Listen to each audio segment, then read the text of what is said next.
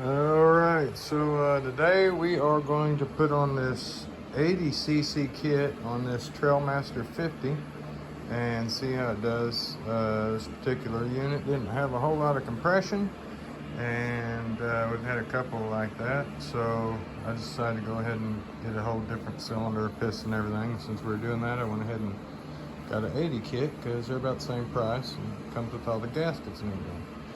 So on these, the cool thing is I was able to actually get to the piston right there and pull my clip out. So I'm gonna go ahead and get that pin out and we'll go from there. I doubt I can do it with the camera on.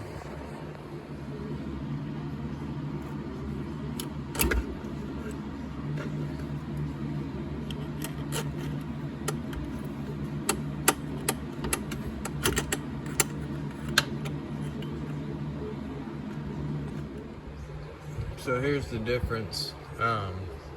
This one's concave, that one's convex though, so we lose a little bit of compression there. So, but, alright, so we'll check it out. That's where it's stamped intake. Normally it's stamped exhaust. Alright, so I got my little 80 piston on there. I've moved around the chain, cleaned all around the surface there, got that real clean. Still got to put my clip on this side, so I'll do that next. And before I put my wrist pin in, I oiled that stuff up real good, and I got my rings at different locations. So, alright, so got the clip in there. We'll do the next part. I'm going to clean off the edge of this case real good one more time, and then we'll put our gasket on and make sure we got all our pins in.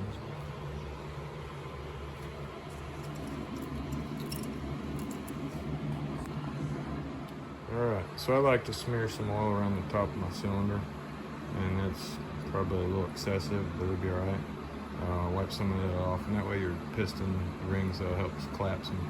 The good thing is that beveled, when I put these on, I can actually shake these back and forth like that with just a little bit of pressure like this, and usually those rings will collapse right down in there.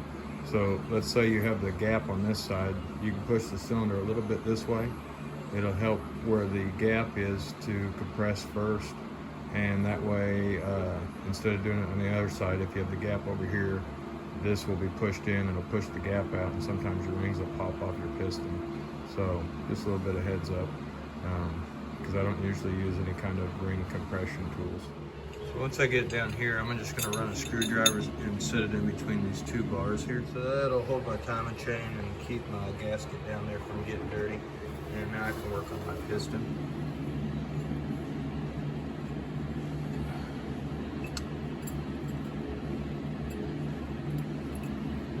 I'm probably going to need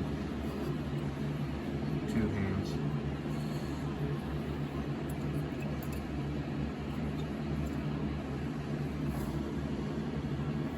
I'm out for 2 hands. Alright, so we got the piston in there. And make sure your timing chain don't drop through there and get wool all over your gasket, as I'm about to do. Alright, time out. Alright, so we've got our 2 pins. There's one there back in, your bottom chain guard, and then we got the gasket on, and I should be right close to top dead center. So now we're going to work on putting the head on. I already cleaned this off, made sure I didn't have any more oil leakage or anything like that, and so we'll clean the head off now, and then we'll put it back together and lube it up. Alright, I got the head on, so first thing I like to do is put these 2 retainer bolts on.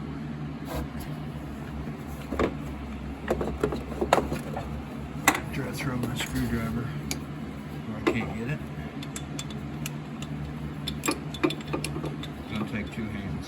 Alright, so you can pull off this plastic shroud here, and you'll see on your flywheel key, and that is your mark right there. So I'm a little bit past top dead center, and usually the magnet sucks it one way or the other,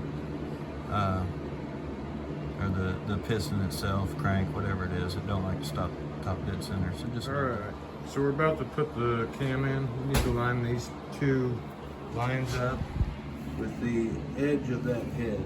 looking sideways like that. One way you know that you got this the right way, these lobes are going to be the furthest away from your rocker arms. So this technically would go this way. Now mind you, let's say you put it in upside down. Well, honestly it doesn't matter because the crank turns twice as fast as this does. So if you spun the crank one time, this would turn a half a time and it would look like this anyway. So you'd be fine. This would work on a 1-cylinder, doesn't work on a 2-cylinder because then you'd have one halfway off. But 1-cylinder bike, as long as you have it lined up this way or this way, you can rotate your flywheel, and if you rotate it once, this will turn half a time and it'll be lined back up. FYI.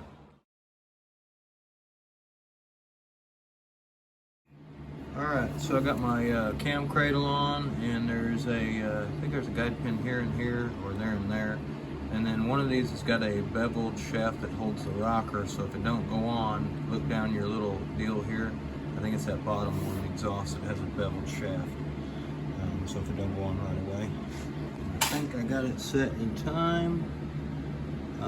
After I put my tensioner in there, it should pull it back and I should be on time. I'll have to double check. So we pulled our tensioner cord, took the spring-loaded deal out.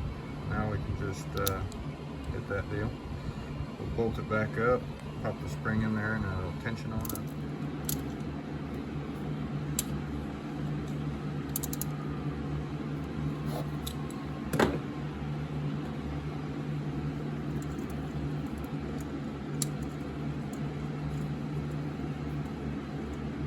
This may be a little bit stubborn to get in.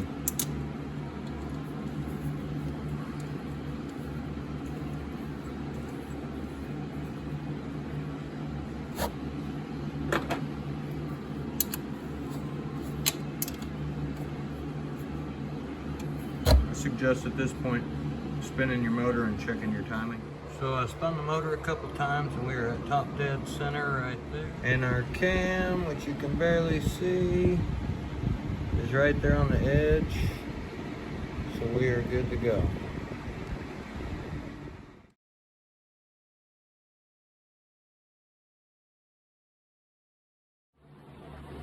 Alright, at this point in time, you probably want to do a valve job.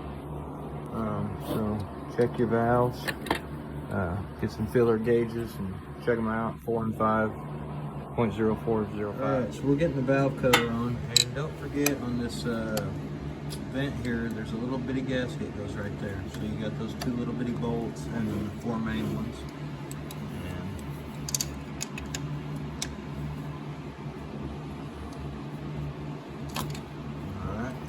Okay, so we got that good and tight. We need to put our gasket back on that keeps our air inside of our head, keeps it cool. It goes like this, so we just have to stretch it around there.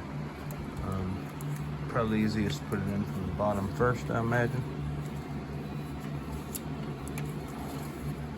And I'm gonna have to use my other hand to do this, so I'll have to put the camera down.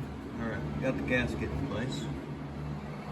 So on this lid, there's grooves right there, groove right there, and then that prong that snaps down the other one. And you'll have your bolt there, and those are those plastic screws. Alright, so we got the carb back on, the intake boot, the air filter, got the vacuum line hooked back up for the air pump, the breather vent line, both the bottom and the lower one, spark plugs in. I gotta put the exhaust gasket in, and this is a brand new one. It's falling out, so I'm gonna take and just get some lithium grease on there and use it like glue. It'll stick right up in there. Alright, so we've got the 80 kit hooked up the muffler, all that. Before this wouldn't work on the electric start. Let's see if she will. These got a fuel pump on them. If you'll notice, there's a little lever on here somewhere that pumps gas into it, and I don't see it on this one actually. It's on there somewhere though. But anyway, you can hit that, and on most of these units, it pumps gas. And we'll hit the on button.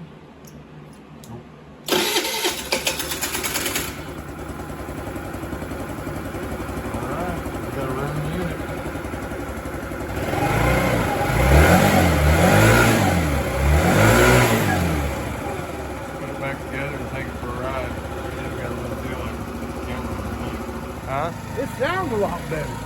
It's got an 80 kit in it now. What? 80 cc. It's not 50 no more. It's an 80. So what's that mean? The piston's about, the 50 was about that big. Now the 80 is about that big How piston. fast will it go? Well, it'll take off faster. It should.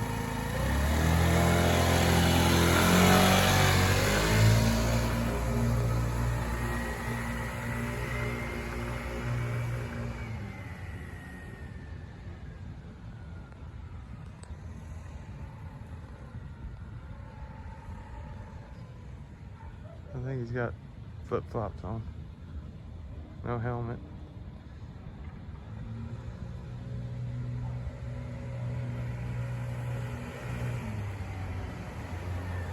Oh yeah, that's a lot faster. Yeah? Hell, before you couldn't get it up past 20 to 25 miles an hour. A good deal. Yeah, it's even running a lot better. I could already tell you. Yep. You wear a helmet? Yes, I do. All right. Yes, I do. I sure do. Well, good deal, man. All right, I'm going to park it and I'm going to get ready to go out and ride it for a while. I don't blame you.